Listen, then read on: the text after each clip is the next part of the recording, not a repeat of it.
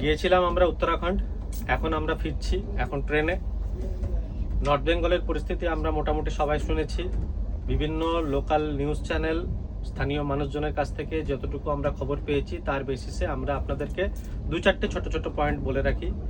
এক হলো দার্জিলিংয়ে যাওয়ার জন্য এখন মিরিক রোড কমপ্লিটলি বন্ধ, মিরিক রোড দিয়ে যেতে পারবেন না। রোহিণী রোড কিন্তু ধসের জন্য ভালো রকমভাবে অ্যাফেক্টেড, সেখানে কিন্তু ভালো রকম জ্যাম আছে। কালিম্পং যদি আপনারা লাভা হয়ে যেতে চান সেক্ষেত্রে কিন্তু যেতে পারেন, লাভা দিয়ে কালিম্পং যাওয়া যাচ্ছে। দ্বিতীয় হচ্ছে যে গরুমারা সার্কিটের কোনো জায়গাতেই সেরকম কোনো কিছু প্রবলেম নেই।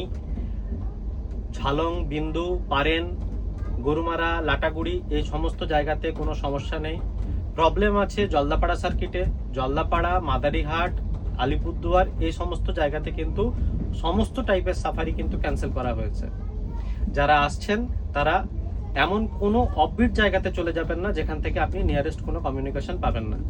আপনি যদি থাকেন তাহলে চেষ্টা করুন প্রপার জায়গাতে থাকার জন্য।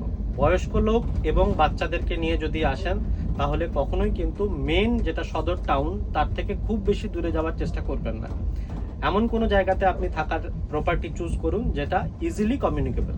তাই আমাদের সাজেশন যে যদি আপনারা ফ্যামিলি নিয়ে আসছেন তাহলে আপাতত কটা দিন পাহাড়টাকে একটু অ্যাভয়েড করুন, কারণ পাহাড়ে জল, ইলেকট্রিসিটির প্রবলেম আছে, বিশেষ করে দার্জিলিং এরিয়াতে। কালিম্পং বা সেই দিকটায় কালিম্পং সার্কিটের দিকে কিন্তু সেই প্রবলেম অপেক্ষাকৃত অনেকটাই কম।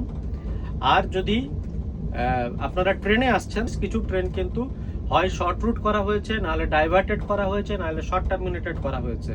লোকাল ট্রেনগুলো কিন্তু বেশিরভাগই ক্যান্সেল করা হয়েছে। যেহেতু এই টাইমটা উত্তরবঙ্গের জন্য একটা ভাইটাল ট্যুরিজম সিজন এটা, তাই আমরা সকলে মিলে এটাই প্রে করি যে যাতে তাড়াতাড়ি সেই সমস্ত মানুষের মুখে আবার হাসি ফুটে উঠুক যারা এই ট্যুরিজমের উপরে ডিপেন্ডেন্ট, যাতে সারাটা বছর চলে এই ট্যুরিজমের উপরেই।